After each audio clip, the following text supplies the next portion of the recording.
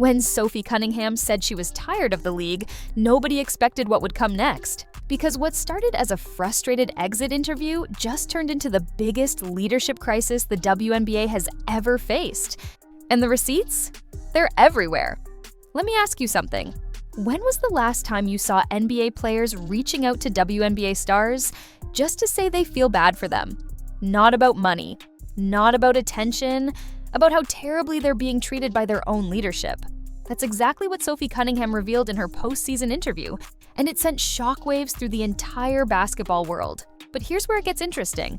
This wasn't just one player venting after a tough loss. This was a calculated strike at the very top of the WNBA food chain, and Sophie wasn't alone. Before we dive deeper into this absolute mess, make sure you hit that subscribe button and drop a comment telling us if you stand with Sophie and the players demanding change. Because what we're about to expose is going to make you question everything you thought you knew about how this league operates. Sophie Cunningham didn't hold back when reporters asked about her mindset after Game 5. Her response? Tired of our league, they need to step up and be better. Our leadership from top to bottom needs to be held accountable. But then she dropped the real bomb. She said there are people in positions of power in the WNBA who might be great business people, but they don't know basketball. And that's got to change. Now, for those paying attention, Sophie wasn't throwing shade at random executives. She was aiming directly at Commissioner Kathy Engelbert, and everyone knew it. What makes this even more explosive is the timing. Sophie made these comments in early 2025. Right as the league is gearing up for crucial CBA negotiations in 2026. And she wasn't the first star to call out leadership this year. Napheesa Collier, the Minnesota Lynx superstar, had already fired the opening shot months earlier when she called the WNBA's leadership the worst in the world. Not bad, not disappointing, the absolute worst. And when you have two of the league's most respected players saying the same thing, that's not coincidence. That's a movement, but that wasn't the whole story. What really set social media on fire was when Sophie revealed that NBA players have been reaching out to WNBA stars in complete disbelief at how poorly they're being treated. Think about that for a second. The NBA, with all its own issues and controversies, is looking at the WNBA situation and feeling sorry for the women. Sophie said it perfectly. When your counterpart is feeling bad for us because of how we're getting treated, that's saying something. That's from leadership. That's from our leadership. It's just bad. Now here's where Kathy Engelbert's problems multiply. Because it's not just about officiating anymore, though that's been a disaster all season long. It's about how she's handled the league's biggest stars, and specifically how she's talked about Caitlin Clark behind closed doors. According to multiple reports that surfaced in early 2025, Napheesa Collier had a private meeting with Engelbert where she asked how the commissioner planned to address the fact that players like Caitlin, Angel Reese, and Paige Buick-Ayers are driving massive revenue but making pennies in their first 4 years. Engelbert's response? Absolutely shocking. She allegedly told Collier that Caitlin should be grateful she makes $16 million off the court, because without the platform that the WNBA gives her, she wouldn't make anything. Let that sink in for a moment. The commissioner of the WNBA actually suggested that Caitlin Clark, who brought record-breaking viewership numbers to women's college basketball and carried that momentum into the pros, should be thankful for the league's platform, not the other way around. This is the same Caitlin Clark who had millions of fans before she ever stepped foot in a WNBA arena. The same player whose Iowa games regularly outdrew many professional games. And Engelbert had the audacity to claim Clark wouldn't be worth anything without the WNBA. But it gets even worse. In that same conversation, Engelbert allegedly told Collier that players should be on their knees thanking their lucky stars for the media rights deal that I got them. On their knees, thanking their lucky stars. This is how the commissioner of a professional sports league talks about the athletes who literally are the product. The players who risk their bodies every night, who deal with inconsistent officiating, who travel on commercial flights while their male counterparts fly private, who play through injuries because the league doesn't have the depth to rest stars properly. What happened next would shock everyone. When Collier asked Engelbert about the officiating crisis that's been plaguing the league, the commissioner's response was dismissive and condescending. Well, only the losers complain about the refs?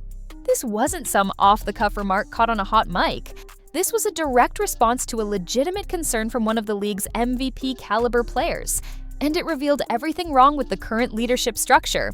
The officiating situation in the WNBA has reached critical mass in 2025. We're not talking about a few missed calls here and there. We're talking about systematic failures that have changed outcomes of games, endangered player safety, and made the product nearly unwatchable at times. Caitlin Clark herself dealt with this all through her rookie season in 2024 and into 2025 before her recent injury sidelined her. The amount of uncalled fouls, the physical play that crossed the line into dangerous territory, the inconsistency from one game to the next. It's been a problem for years, but this season it reached a boiling point. Sophie Cunningham put it perfectly when she said, "We're competing at the highest level and it's like a battlefield out there.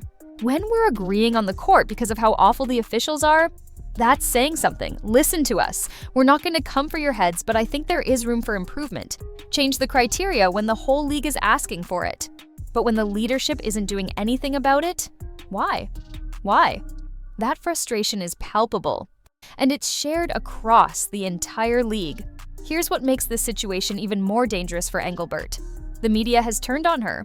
Stephen A. Smith, one of the most influential voices in sports media, didn't just criticize her response to the player complaints. He absolutely destroyed her on air. He called her leadership weak, questioned whether she understands the product she's supposed to be promoting, and said directly that her job should be on the line. When Stephen A. dedicates multiple segments to calling out a commissioner, that's not just commentary, that's a death knell for credibility. Scott Van Pelt piled on too, pointing out that these frustrations have been building for years, and Engelbert has consistently failed to address them meaningfully. Even analysts who typically avoid controversy started questioning whether the WNBA can afford to keep Engelbert at the helm going into crucial negotiations. Because here's the reality. If the players don't trust the commissioner, if they feel disrespected and undervalued, why would they agree to a new CBA without major concessions? But let's talk about the Caitlin Clark factor specifically, because this is where Engelbert's alleged comments become absolutely indefensible. Caitlin Clark is currently recovering from an injury that's kept her out of several games in early 2025. But when she was playing, she was single-handedly changing the conversation around women's basketball. Her games drew viewership numbers that rivaled and sometimes exceeded men's games. Her jersey became the fastest-selling in WNBA history. Attendance at Indiana Fever games, both home and away, skyrocketed. She brought casual fans into the fold and turned them into diehards. And yet, according to the reports, Engelbert suggested Clark should be grateful for what the WNBA has done for her.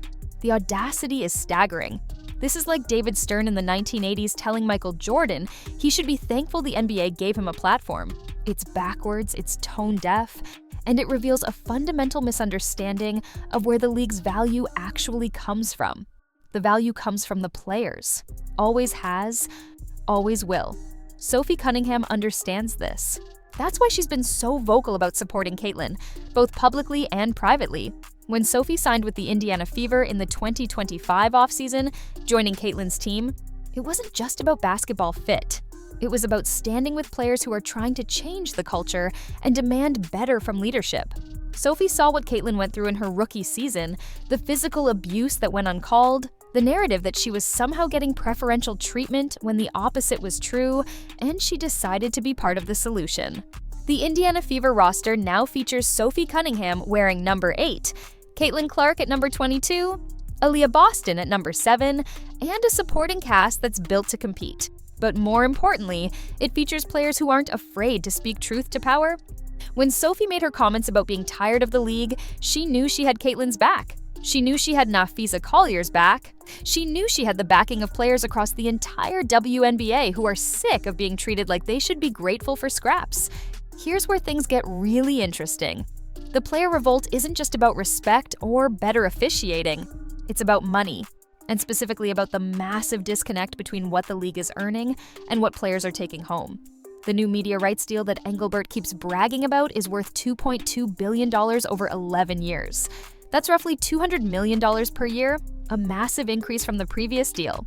And yet, the average WNBA salary is still under $150,000. Rookies like Caitlin Clark, who are driving much of the increased revenue, make around $76,000 in their first year. Compare that to the NBA, where the minimum salary for a rookie is over $1 million, and you start to see why players are frustrated. Yes, the NBA generates more revenue overall, but the revenue split is the key issue. NBA players get roughly 50% of basketball-related income. WNBA players get closer to 20%.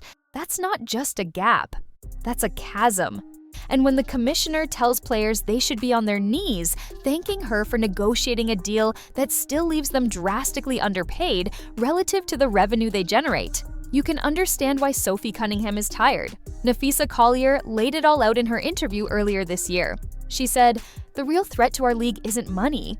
It isn't ratings or even missed calls or even physical play. It's the lack of accountability from the league office."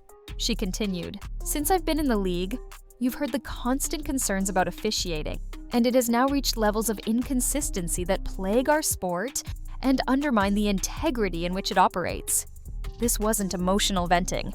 This was a carefully constructed indictment of systematic failure.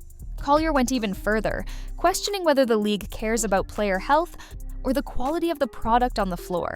She said, "Whether the league cares about the health of the players is one thing, but to also not care about the product we put on the floor is truly self-sabotage." That's a devastating critique because it suggests the leadership is so disconnected from the actual game that they're actively harming their own product through negligence. And what was Kathy Engelbert's response to all of this? A carefully worded PR statement that addressed exactly none of the specific concerns raised. She thanked players for their passion, talked about progress and growth, and promised continued improvement. But there was nothing about officiating reforms, nothing about the revenue split, nothing about how she plans to address the disconnect between player performance and compensation, nothing about the alleged comments regarding Caitlin Clark. Just corporate speak designed to make it seem like she was responding without actually saying anything of substance. Fans saw through it immediately. Social media exploded with criticism of Engelbert's non-response.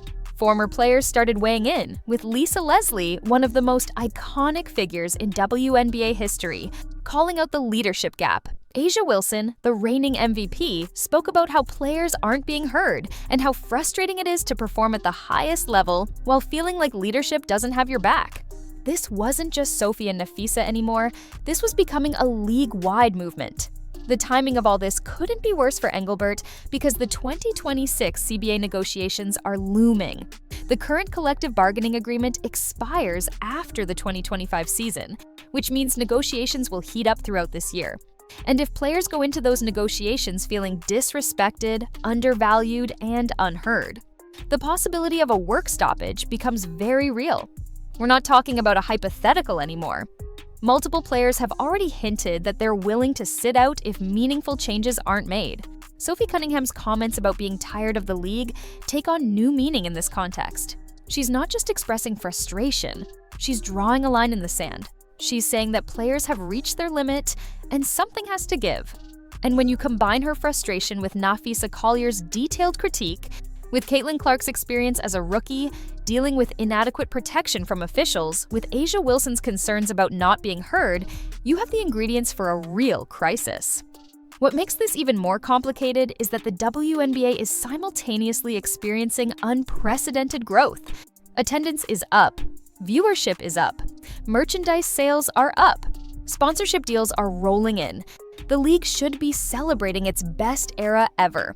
Instead, it's dealing with a player revolt that threatens to derail all that momentum. And the reason is simple. The growth is happening because of the players, but the players aren't seeing the benefits proportional to their contribution.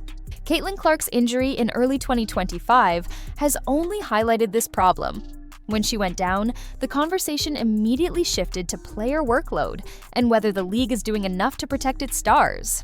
The WNBA season is relatively short compared to the NBA, but players often go straight from the WNBA season to overseas leagues because they need the money. There's no real off-season for many players.